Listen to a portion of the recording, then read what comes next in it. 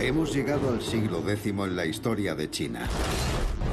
Han pasado más de 1000 años desde que el primer emperador unificó el país. Tras la caída de la dinastía Tang, en el año 907, China padeció décadas de guerra civil. El soldado poeta Wang Renyu fue testigo de la destrucción de su país. Los bárbaros han derrocado a la dinastía Tang, escribió. Las ciudades han quedado desiertas. Los patios de los templos están en ruinas. China ha entrado en un tiempo ciertamente oscuro. Aunque esto no será así eternamente. Pero no hemos perdido el rumbo para siempre. El cielo pronto anunciará una nueva dinastía. Y alrededor del año 960, así ocurrió. La historia de China. La Edad de Oro. En Occidente vemos la historia como el ascenso y caída de las civilizaciones. En China solo hay una civilización que ha pasado por sucesivos ciclos de orden y desorden. Y en la Edad Media, como en Europa tras la Segunda Guerra Mundial, los chinos se propusieron construir un mundo nuevo.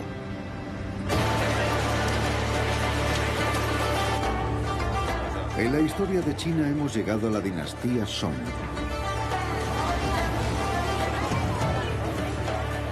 Estamos en la ciudad de Kaifeng, en el interior de China. Muer. Seta. Son setas, sí, vale.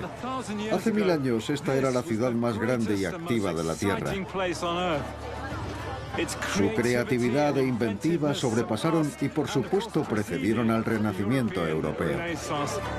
En la era Song, los chinos se propusieron crear la sociedad más avanzada de la Tierra, con el mejor gobierno, vivienda, alimentación, educación y la ciencia más avanzada. Y esta es su historia. Desde el esplendor de los Tang, el territorio de China se había reducido dramáticamente. Después del 907, se fragmentó en 16 dinastías en poco más de 50 años. Los señores de la guerra combatían entre ellos por el control del imperio.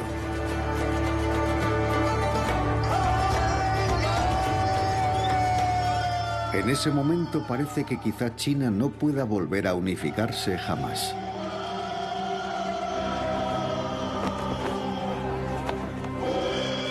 Pero como leemos en la famosa novela El romance de los tres reinos, es una verdad universal que todo lo que ha estado largo tiempo unido se separará, y lo que ha estado largo tiempo dividido volverá a ser uno.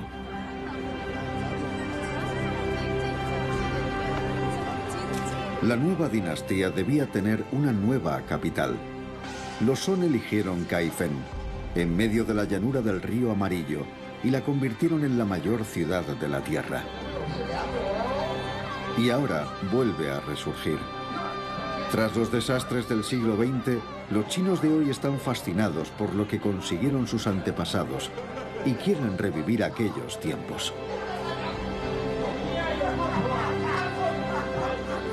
Y como siempre en la historia de China, los grandes acontecimientos fueron anunciados por señales y augurios. En Kaifeng, la leyenda más famosa habla del nacimiento de dos hermanos que, como Rómulo y Remo, los fundadores de Roma, se convirtieron en los primeros emperadores de una nueva dinastía. Esta es la historia. En los tiempos de caos, guerra y destrucción que siguieron a la caída de la dinastía Tang, un hombre llamado Chen Duan huyó a la montaña sagrada de Huashan, se hizo ermitaño y allí adquirió el poder de la visión profética. Un día bajó de la montaña y en el camino se encontró con un grupo de refugiados. Entre ellos había un hombre muy pobre que llevaba al hombro una pértiga con dos cestos colgando. Y cuando el ermitaño miró en su interior, había dos bebés, pero él vio a dos dragones. Y entonces empezó a reír. Todo el mundo preguntó, ¿por qué te ríes? Y él contestó, porque no podía imaginar que el mandato del cielo regresaría a la tierra tan pronto.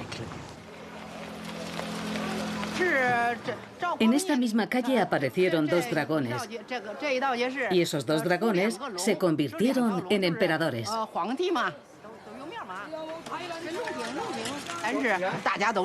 Todo el mundo sabe la historia de los dos dragones y que después los dos dragones fueron emperadores.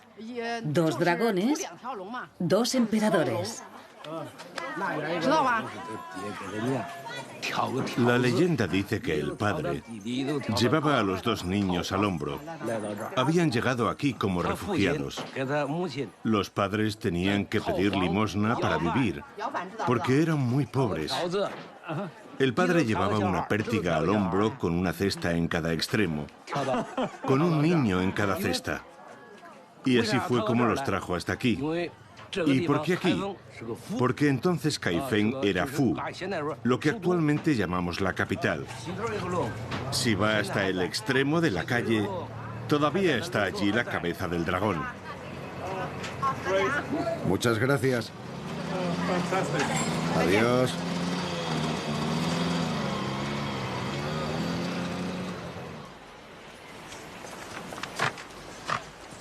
Aquí está el dragón superviviente. El dragón del Callejón de los Dragones Gemelos.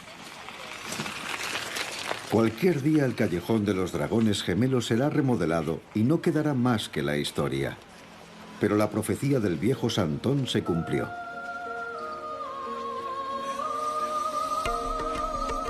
En el año 960, los dos hermanos resultaron victoriosos en una guerra civil, estableciendo la dinastía de los Song. El mayor, Taisu, erigió aquí su capital, una metrópolis de madera y ladrillo resultado de un faraónico proyecto. Este es el manual de construcción de los Song. Fue redactado a principios del siglo XII. Si tenías un cierto estatus social y si podías permitírtelo, podías hacerte una casa de uno de estos estilos. Así que este libro explica cómo construir una ciudad, ¿no es así? Bueno, para una ciudad de más de 1 millón de personas, hacían falta muchos edificios. Era la mayor ciudad del mundo en la época. Sí, desde luego lo era. Y con los nuevos edificios llegó también un nuevo concepto de vida urbana. Kaifeng era una ciudad mucho más abierta, con un estilo de vida mucho más vibrante que el Chang'an de la dinastía Tang. Había todo tipo de tiendas, restaurantes, incluso de comida rápida. Y no había toque de queda. Eso es algo muy importante. Hasta entonces, los residentes de la capital, los habitantes urbanos, tenían que estar en sus propios distritos después del toque de queda. Pero en Kaifeng podían irse a los mercados y disfrutar de su tiempo. Así que los placeres de la vida urbana empiezan a aparecer en esta época. Sí. Era una nueva capital para una nueva era. Fue la mayor ciudad de la Tierra hasta el siglo XIX. Y como la China de hoy, la ciudad se convirtió en un imán que atraía a multitudes.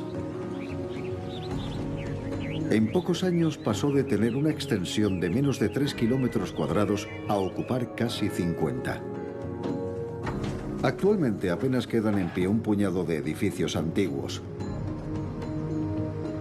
Uno de ellos es la famosa Pagoda de Hierro, así llamada por el brillo metálico de los azulejos que la recubren.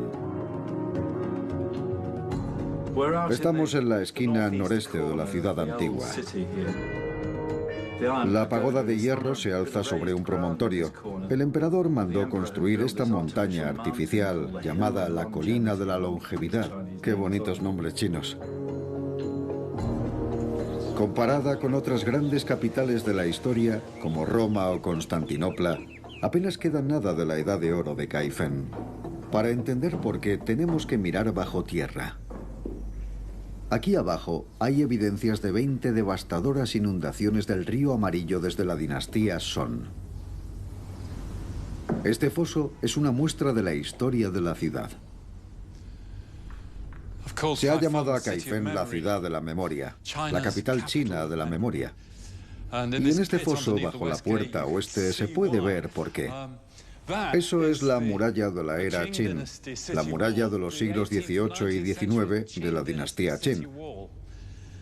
Y esta parte, con ladrillos más pequeños, es de la muralla de la dinastía Ming, contemporáneos de los Tudor, y una parte se encuentra más abajo. Y la muralla de la dinastía Song puede estar 6 metros bajo el nivel del suelo. Es increíble pensarlo, ¿verdad? ¿Y cuál es la razón? Ahí está, ese enorme depósito de barro del río Amarillo que pasa a pocos kilómetros de la ciudad. Las inundaciones han sido increíblemente destructivas.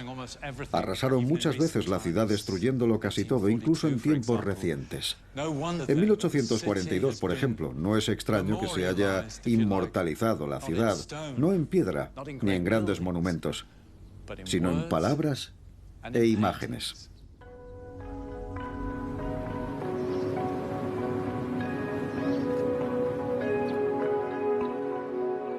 Un millón de personas atestaban estas calles, decía un poeta Song. Había restaurantes hasta donde llegaba la vista, y por todas partes flotaba la música en el aire.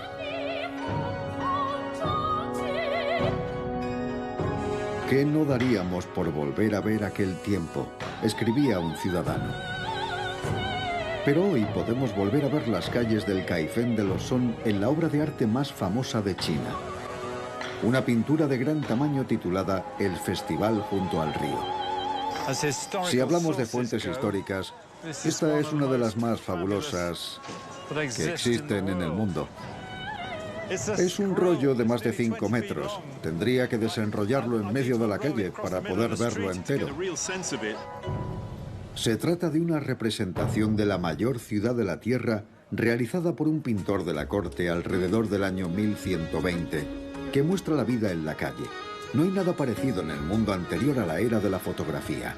Nos muestra las calles, los callejones, los hutongs, las tiendas, las tabernas y los restaurantes. Todo lo que vemos son lugares reales y gente real. Como el señor Wang, por ejemplo, vivía muy cerca de la tienda de especias, frente a una de las tabernas más populares, la de Shanyang. Pintado desde un punto de vista al nivel del suelo, el rollo es una maravillosa imagen de la vitalidad y la asombrosa profusión de vida urbana en la China de los Song. Aquí, 400 años antes del Renacimiento europeo, con su compromiso con los valores humanos, se alzaba una ciudad dedicada a la prosperidad y el bienestar de sus habitantes. Una ciudad para la mayoría, no solo para unos pocos. No para reyes, guerreros o eclesiásticos, sino para las personas de la calle. Una imagen de ellos mismos que ha cautivado a los chinos desde entonces, hasta el punto de que no han podido resistirse a la tentación de devolverle la vida. Es un viaje en el tiempo hasta la Edad de Oro descrito por el escritor de la dinastía Song, Meng Yuanlao. Eran tiempos de felicidad.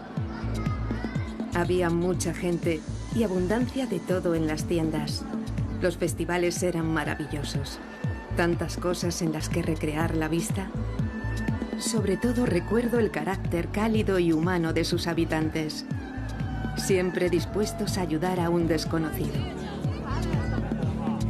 Las noches iluminadas por los faroles, el sonido de la música de las innumerables tabernas. Pero claro, esto era en tiempos de paz. La era de los Song fue fabulosa. La sociedad era muy estable y el país era próspero. Sí, el país marchaba bien y había paz. Eran tiempos de una gran prosperidad. Son muchas las cosas que ha heredado de los Song la China actual. Y una que goza de popularidad en todo el mundo es la cocina. Los Song pensaban que el pueblo debía estar bien alimentado y la comida se convirtió en el gran ritual social que es hoy en día.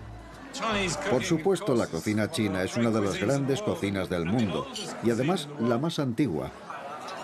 Pero sus orígenes están en la comida de los pobres. Aquí se alimentaba tanto a la clase acomodada como a los trabajadores. La gente tuvo que acostumbrarse a sacar el mayor partido posible a la comida que tenían a su alcance e intentar hacerla sabrosa. Pero durante la dinastía Song es cuando se convierte en la primera gran cultura gastronómica del mundo. En aquel momento, el pueblo chino es el mejor alimentado del mundo, quizá el mejor alimentado de la historia. Y tenemos datos muy interesantes sobre la cultura culinaria de la época. Había 70 grandes restaurantes en Kaifeng. Los camareros corrían de mesa en mesa tomando comandas y salían poco después de la cocina con 3 platos en un brazo y 20 cuencos en el otro, sin cometer jamás un solo error, según relataba un contemporáneo. Y esto hizo surgir una especie de cultura del gourmet. Tenemos libros de cocina de la dinastía Song, y uno de ellos ha seguido reeditándose hasta hoy, la última vez en 2004. Recetas del libro de cocina de la Casa de la Montaña. Naranjas rellenas de cangrejo. Tofu al vapor con flores de hibisco. Y cada una de estas recetas tiene unas notas deliciosas del autor que nos cuentan dónde la encontró. Como esta, por ejemplo, sopa de tallarines con flores de ciruela. Aprendí esta receta de un viejo sabio de las montañas de Simou, una hermosa noche nevada. Y siempre que la degusto, vuelve a mi memoria aquel exquisito momento.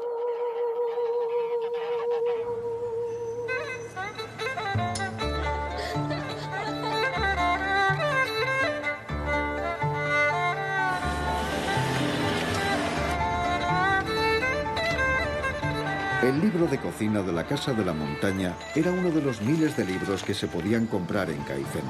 El negocio editorial floreció. Vastas enciclopedias imperiales, libros de poesía, historia, rituales o manuales de autoayuda para el hombre y la mujer cultos. Los chinos habían inventado la xilografía, la impresión en planchas de madera durante la dinastía Tang. Y ahora, con la dinastía Song, se inventan los tipos móviles, aunque no llegaron a imponerse como ocurrió en Occidente. La primera mención que conocemos es de poco después del año 1040. Un hombre llamado Bi Sheng utilizaba juegos de tipos móviles de arcilla para imprimir. Cada uno de estos tipos es un carácter chino que forma parte de una página que se compone sobre un marco. Pero no tuvo éxito. No lo tuvo. Los chinos idearon este invento que ha sido tan útil para el resto del mundo, pero a ellos no les convenció. ¿Por qué? Bueno, la razón son los caracteres chinos, porque son demasiados. Si se fija en esta página, casi todos los caracteres son diferentes. Económicamente no era viable, no era eficiente, era demasiado complicado y no se popularizó. ¿Demasiado engorroso para tantos caracteres? Sí. Se ve claramente la diferencia cuando se encuentran Oriente y Occidente en el siglo XX con la máquina de escribir. Cada uno de estos tipos de metal es un carácter chino distinto. Hay que elegir el correcto, desplazando así el carro. ¿Cuántos caracteres tiene esta máquina? Aproximadamente unos 2000. ¿Y cuántos harían falta para componer un periódico en la China moderna? Unos 3 o 4000 de media. Así que, aunque parece muy trabajoso tallar una plancha de madera, en realidad es mucho más eficiente. Sobre todo si un libro se sigue editando durante siglos, como ocurre en China. Háblenos de la lectura de la dinastía Song. ¿La gente de la calle leía también? Bueno, está la gente de las clases más elitistas que sabe leer, como es de esperar. Pero la alfabetización se extiende más con los Song. Aunque algunas personas no supieran leer, no les resultaría difícil encontrar a alguien que pudiera leer por ellas.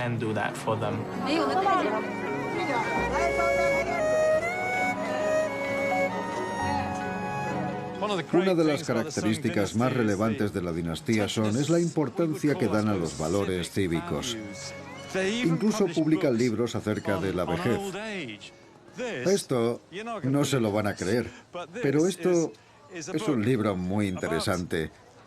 Se titula ¿Cómo ayudar a los ancianos a tener una vida mejor, más larga y plena? Se publicó en el año 1085 y se ha reeditado a lo largo de todas las dinastías siguientes hasta hoy. Esta es la última edición de 2013. ¿Qué les parece? Para atender bien a los ancianos hay que prestar atención a su naturaleza. Todos tenemos cosas que nos gustan especialmente, cosas que nos producen alegría. Libros, pintura, música. Hay millones de cosas que nos pueden gustar. Si una persona busca con frecuencia las cosas que le han gustado toda la vida, se concentra en su esencia y se rodea de ellas, le producirán una alegría y un deleite inagotables, y sus días serán placenteros. Y los chinos de hoy aún siguen los consejos de autoayuda de los Song. Sé feliz, sé alegre de corazón. No te enfades por cosas triviales. Sé tolerante con los demás y exigente contigo mismo.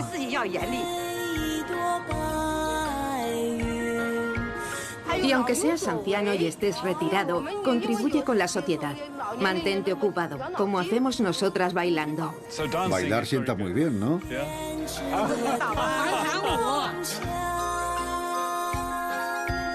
Con sus ideas sobre la calidad de vida, los Song llegaron más lejos que ninguna otra civilización, incluida la de los griegos.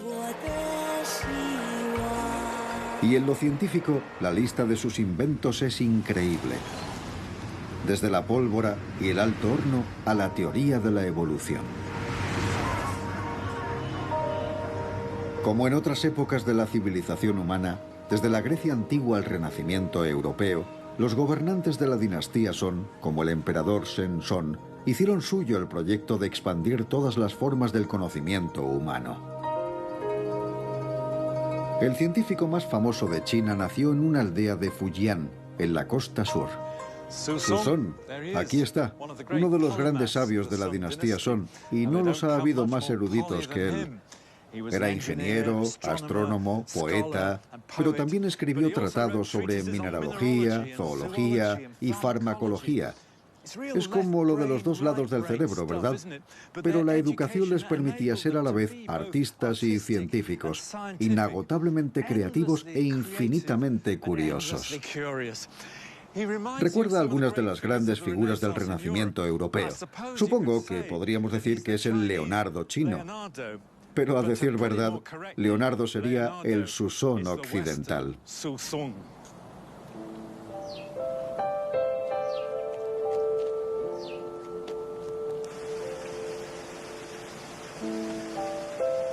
Este es uno de los proyectos favoritos de Shuzhong, un reloj astronómico. Su orgullosa ciudad natal ha reconstruido una réplica. Con 14 metros de altura, es una clepsidra impulsada por varias norias que forman un complejo árbol de transmisión. Las pequeñas figuras policromadas marcan los días, las horas y los minutos como un gigantesco reloj suizo.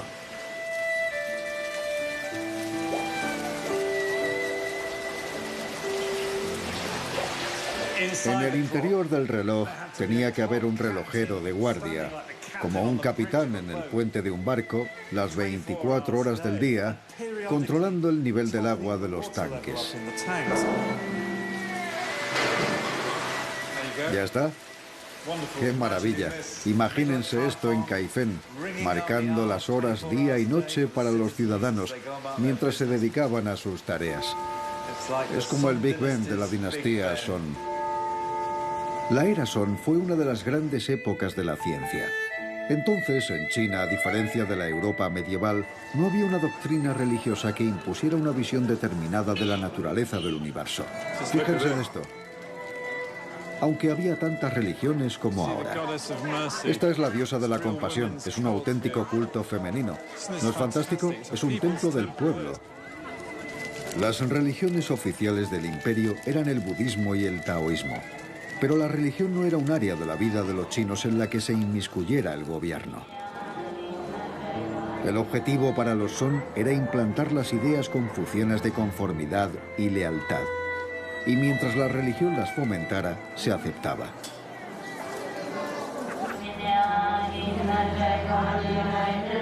En la dinastía Song, como en la Tang, había muchas comunidades musulmanas y cristianas que perduran hoy. Y en Kaifeng aún sobreviven los últimos judíos chinos.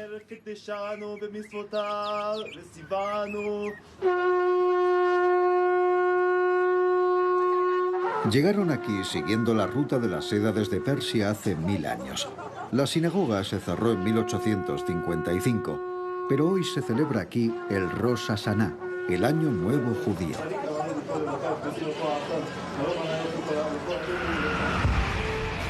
Bajo los Song la población se duplicó.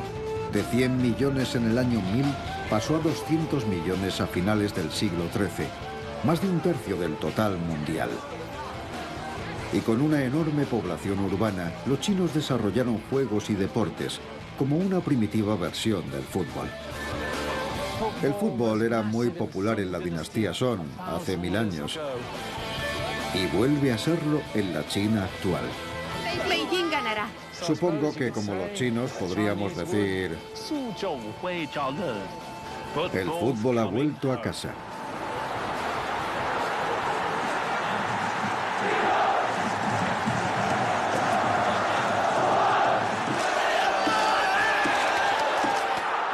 No era un deporte de masas, por supuesto, pero el fútbol de la dinastía Song era un deporte con espectadores, clubs, reglas y aficionados.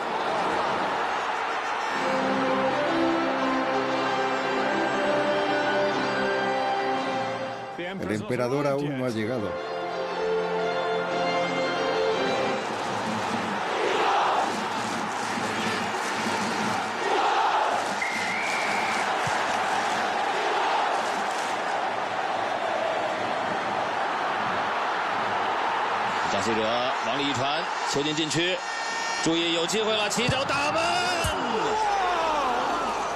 ¡Oh! Casi. Había diferentes formas de jugar a este juego en la dinastía Song. En la versión más popular, las porterías eran 2 postes de 10 metros de altura entre los que se tendían unas redes con un agujero por el que había que hacer pasar la pelota. Y por supuesto, tratándose de China, la conducta ética era esencial. En el fútbol de la dinastía Song había que jugar limpio. Insultar al árbitro era anticonfuciano. Y las faltas eran impensables. Bueno, en teoría. Después de todo, ¿no son los juegos de equipo un indicador de una civilización avanzada?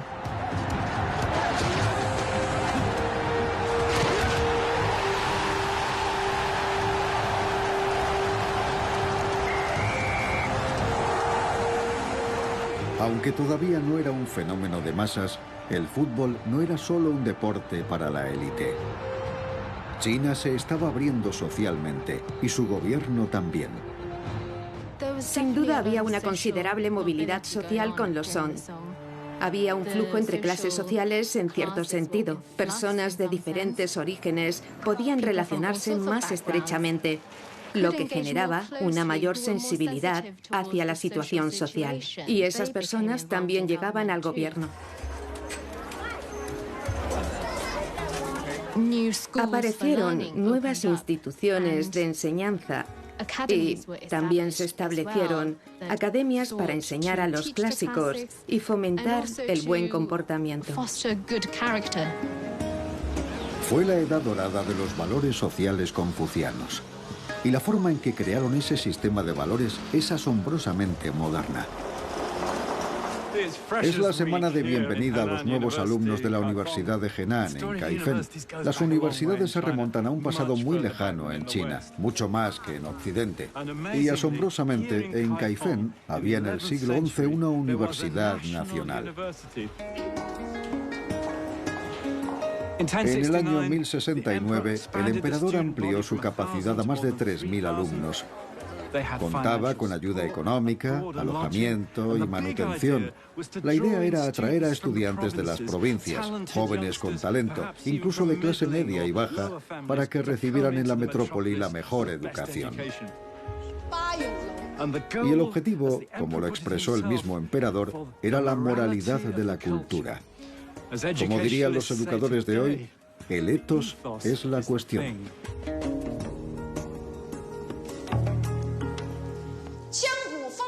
Los alumnos estudiaban literatura, historia y clásicos confucianos. El emperador formaba así a los administradores que gobernarían la armoniosa sociedad confuciana del futuro. Apareció una nueva clase de estudiantes que quizá antes no habrían podido acceder a la educación, pero ahora podían hacerlo. Las enseñanzas de Confucio eran realmente la materia básica en los exámenes. Y dado que jugaban un papel tan importante en esos exámenes y que tanta gente intentaba aprobarlos, era en realidad una forma de inculcar las ideas confucianas a la sociedad. Se podría decir que era una sociedad meritocrática donde se daba un gran valor a la excelencia en el estudio. Meritocrática, pero no universal. La mitad de la población quedó excluida de esta revolución educativa: las mujeres. Pero irónicamente ha sido a través de los escritos de una mujer como nos han llegado las mejores descripciones de la era Song.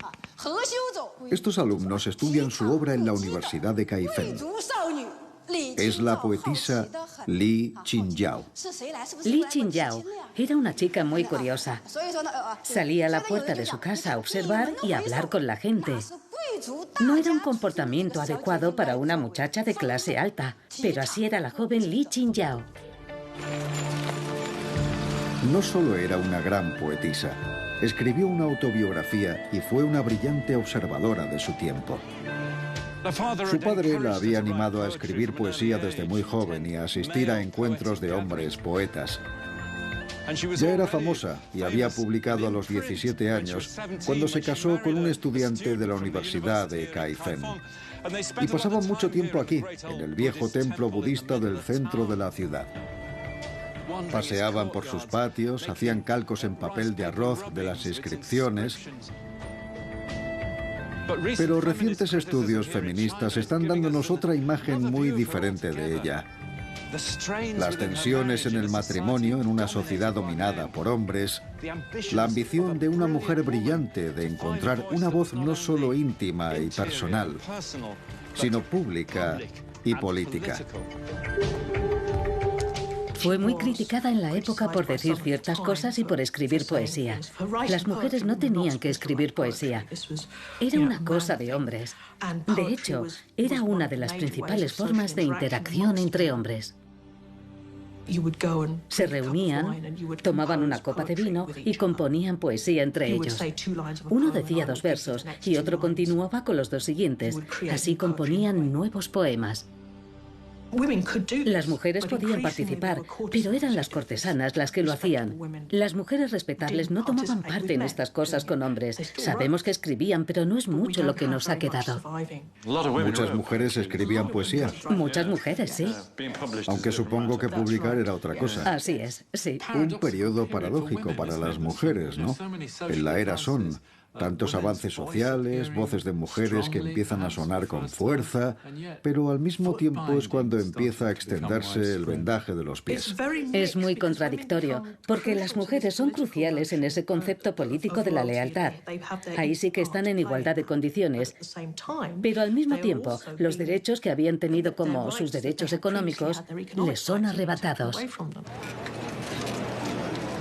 De modo que las mujeres podían ser cultas. Pero para desempeñar su papel en aquella sociedad patriarcal, tenían que cultivar la lealtad al padre, al marido y al Estado en aras de la cohesión nacional.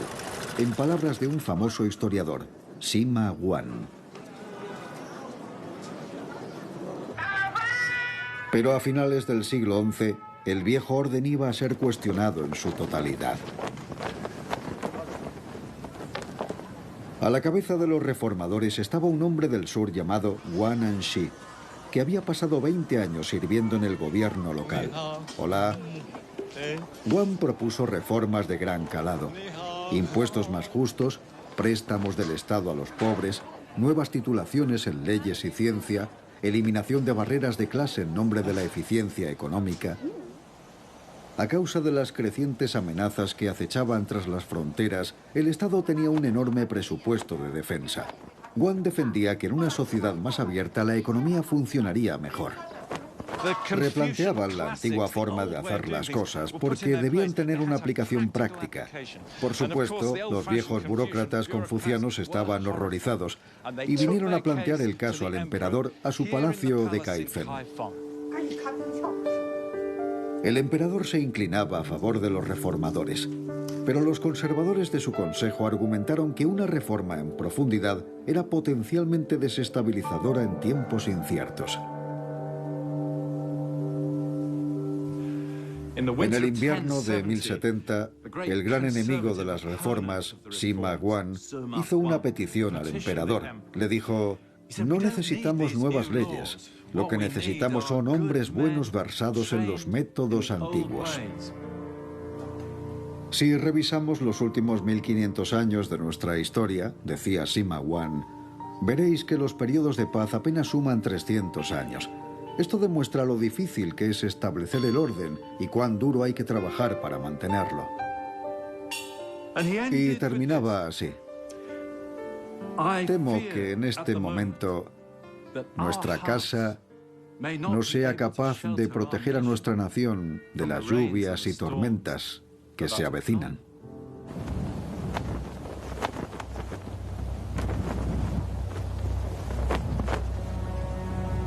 ¿Qué habría ocurrido si se hubieran implantado las reformas? Hacia el año 1100, China es la nación mejor preparada para convertirse en la primera sociedad moderna del mundo, con el sistema de gobierno más igualitario conocido hasta entonces. Pero las reformas no llegaron debido a circunstancias que los Song no podían controlar y que al final acabarían con ellos. En sus últimos 50 años, la China de los Song vivió cambios climáticos y hambrunas y el incesante retumbar de tambores enemigos en sus fronteras.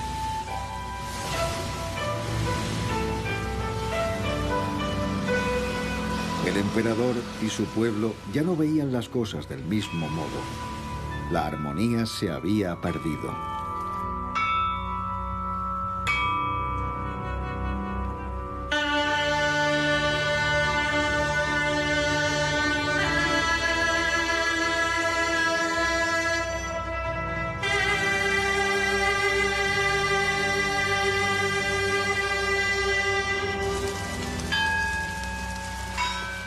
Un contemporáneo escribió: el problema es el desperdicio de recursos nacionales en momentos tan críticos.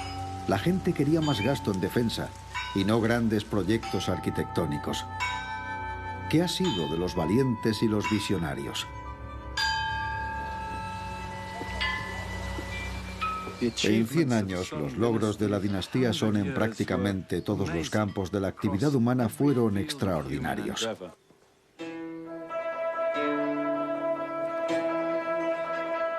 En el año 1101 subió al trono el último gran soberano del imperio Song, Huizong.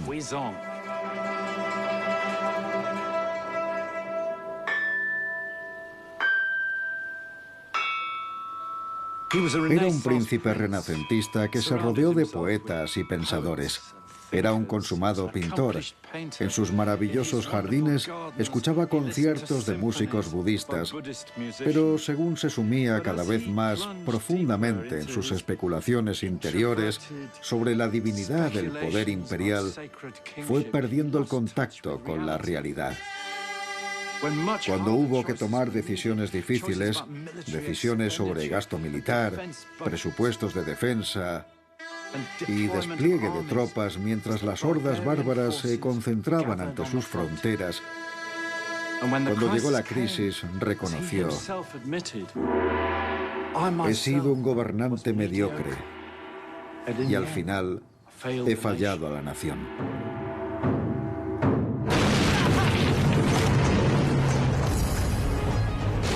Los Song compartían el territorio continental del este de Asia con otros estados. Y en la década de 1120, las huestes Yurchen invaden el país desde el norte. En el año 1127 comienza el asedio de Kaifeng.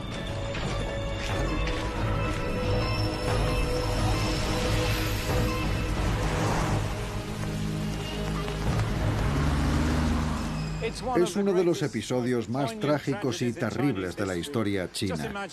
Imaginemos la escena. Una densa nevada cae del cielo.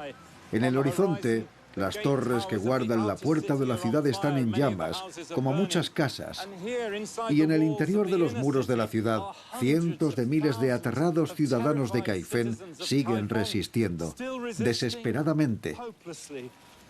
Los alimentos se han acabado y corren rumores de que algunos están empezando a comer carne humana. El gobierno intenta comprar la retirada de los invasores, pero ya no les queda nada. Les han dado oro y los invasores han exigido más. Quieren millones de onzas de oro y plata. Quieren las sedas más preciosas y los mejores vinos. Quieren antigüedades, las campanas de los templos y vasijas rituales. Quieren los instrumentos musicales de la orquesta imperial. Y quieren personas, trabajadores y artesanos, pero sobre todo mujeres. Quieren a las damas de compañía del Palacio Imperial. Quieren a las 1500 músicas que tocaban para el emperador. A las esposas y a las hijas de la familia real, de los cortesanos y de la clase dirigente. Y todo debe ser entregado en sus campamentos situados al norte y al sur de la ciudad. Por supuesto, muchas de aquellas mujeres se quitaron la vida antes de entregarse. Y así la ciudad, que simbolizaba lo mejor que había logrado la civilización humana hasta entonces, se vio reducida a la nada.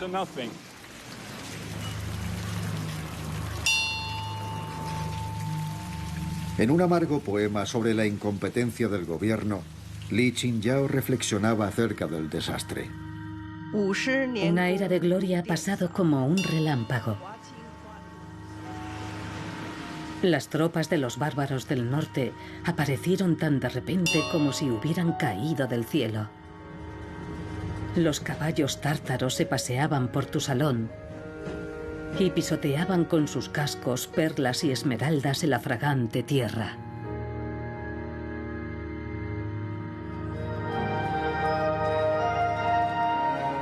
Qué pérdida de tiempo fue hacer que grandes artistas tallaran tu nombre en pulidos acantilados. El mandato del cielo te había abandonado, pero no lo viste. Los tiempos cambian y el poder se pierde. Es el penar del mundo.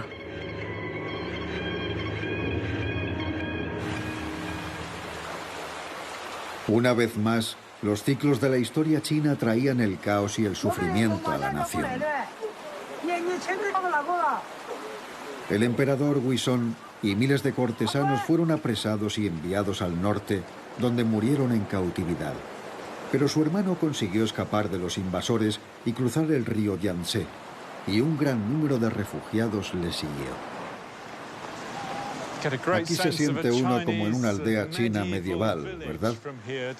La diferencia es que ahora las casas están hechas de ladrillo y cemento, y entonces tenían la estructura y la fachada de madera, como estas casas antiguas. Los que vivían aquí no eran letrados y burócratas, sino barqueros o estibadores.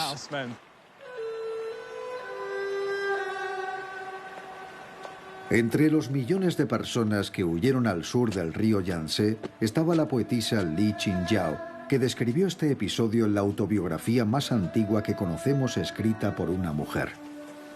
En aquel tiempo, escribía, Los que vivían al oeste del río Yangtze huyeron al este. Los del norte huyeron al sur. Los de las colinas huyeron a las ciudades. Y los de las ciudades a las colinas. Y al final no quedó nadie que no hubiera perdido sus raíces. Y yo misma, Li Qingyao, escapé al río arriba. Crucé el río cerca de los rápidos y llegué a Jinzhua. Y allí encontré un lugar donde vivir en la casa de la familia Qin. Y después de tanto horror y penalidades, allí encontré un poco de paz interior.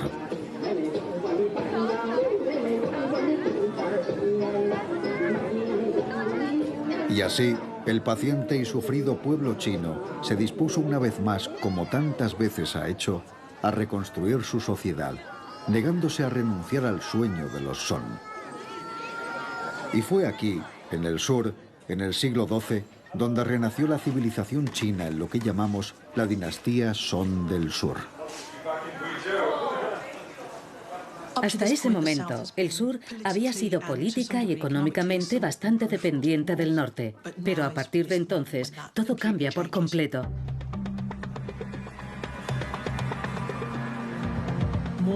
Cada vez se establece más gente en el sur, cada vez crece más el comercio en el sur y hay un boom económico.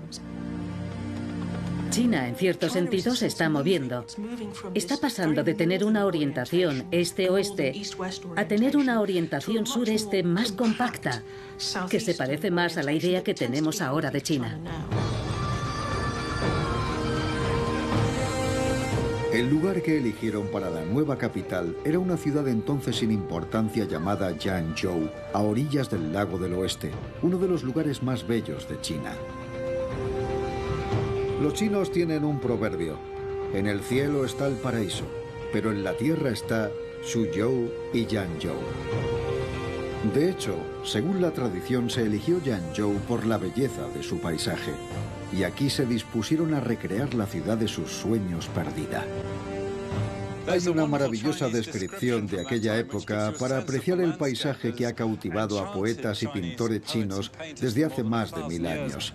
Podemos recorrer con la vista el horizonte, desde las colinas azuladas, a lo largo de la superficie del lago, y allá donde el paisaje se allana, resplandeciendo como escamas de pez, los brillantes azulejos que cubren miles de tejados. Aquí se podían encontrar todos los servicios y comodidades de la época.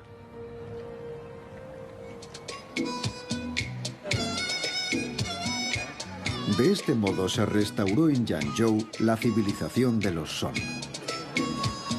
Desde la educación a los servicios prestados por el gobierno. Había cuerpos de bomberos, hospitales, asilos para ancianos e incluso pabellones de baile. Cuando el italiano Marco Polo vino aquí en el siglo XIII, dijo que era la mejor ciudad de la tierra. Había tiendas que vendían productos de belleza, cremas para el cutis, lápices de ojos y pelucas. Y si las compras no nos habían agotado por completo, había casas de té, tabernas, casas de cuentacuentos y grandes teatros públicos. Y si eso no era suficiente, al caer la noche se podía acudir a suntuosos locales donde las cortesanas más famosas de la época interpretaban maravillosas músicas. Incluso había un club gay.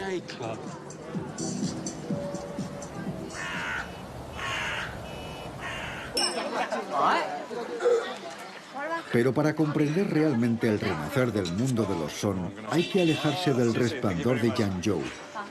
¡Qué maravilla!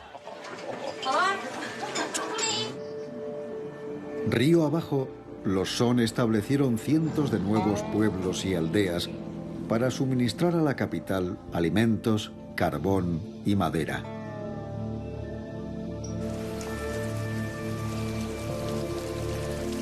Y aquí, en la base de la sociedad, renació el etos cultural de los Song. Incluso hoy, en esas antiguas aldeas se pueden encontrar descendientes de la clase gobernante de entonces. Ni hao, hola. Estamos en Chihan, un antiguo puesto comercial de la dinastía Song. Y en la vieja casa familiar del señor Xie, un gran rótulo recuerda con orgullo a sus antepasados que pertenecieron al cuerpo de funcionarios de los Song. Hola, hola. Hola, precioso. ¿Qué pasa? Me gustaría que me hablara de ese rótulo que hay sobre la puerta. ¿Qué significa? ¿Ese? Sí. Jinxi. Jinxi. Sí. Jinxi era el grado más alto de los exámenes nacionales. Nuestra familia tenía 2 Jinxi en aquella época, el abuelo y el nieto. Esto era un gran honor. Y nuestra familia puso ese rótulo para conmemorarlo. Tenemos buenos genes en la familia. Y a pesar de todos los desastres del siglo XX, los antiguos ideales se han seguido transmitiendo. Arriba, en la sala de los altares, placas de madera recuerdan a los antepasados de la familia remontándose hasta 1000 años. ¿A cuántos antepasados se rinde homenaje aquí? Hay más de 40. Vaya. Es uno de los linajes familiares más antiguos de China. Sí, y no solo eso. Estamos emparentados con el emperador. Formamos parte de la familia real.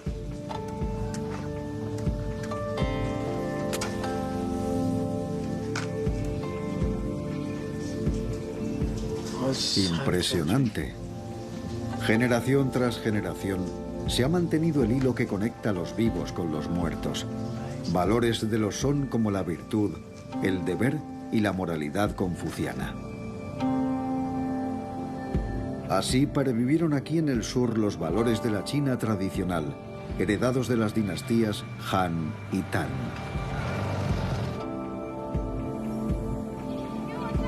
Pero el eterno ciclo de la historia china iba a repetirse una vez más.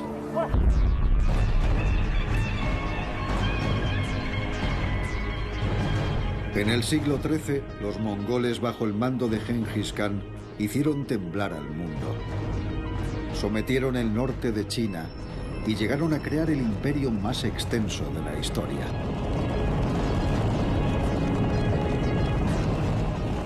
Y gradualmente extendieron su dominio hasta los territorios de los Song del sur, por tierra y por mar. Hasta la sangrienta batalla final. El 19 de marzo de 1279. Un día aciago en la historia de China. Estamos casi exactamente en el aniversario de la batalla y fue un día como este, gris y lluvioso. Al caer la tarde no se podía ver la otra orilla. Los Song no habían defendido el estrecho que conducía a la ciudad, de modo que la flota mongola pudo llegar hasta la laguna. Y allí les esperaba la marina Song, unos 1000 barcos amarrados unos a otros, formando una fortaleza flotante. Habían cubierto de barro húmedo los puentes de los barcos para protegerlos de los proyectiles ardientes que lanzaban las catapultas mongolas. Cuando comenzó la batalla, un testigo cuenta que las estelas de las bombas incendiarias mongolas iluminaban el firmamento. Al subir la marea, los mongoles pudieron rodear a la flota de los Song. Al final, estos perdieron la batalla y el emperador quedó atrapado. Entonces el leal ministro del emperador, Lu Xingfu, dijo unas famosas palabras al pequeño. La suerte de nuestro estado ha llegado a esto, pero no debemos deshonrar a la nación. Tomó al niño en sus brazos y saltó con él al mar, acabando con ambas vidas. La cacatúa blanca del joven emperador empezó a batir las alas hasta que su jaula se desequilibró y cayó al mar tras su señor. Y así se apagó la gloria de los Song.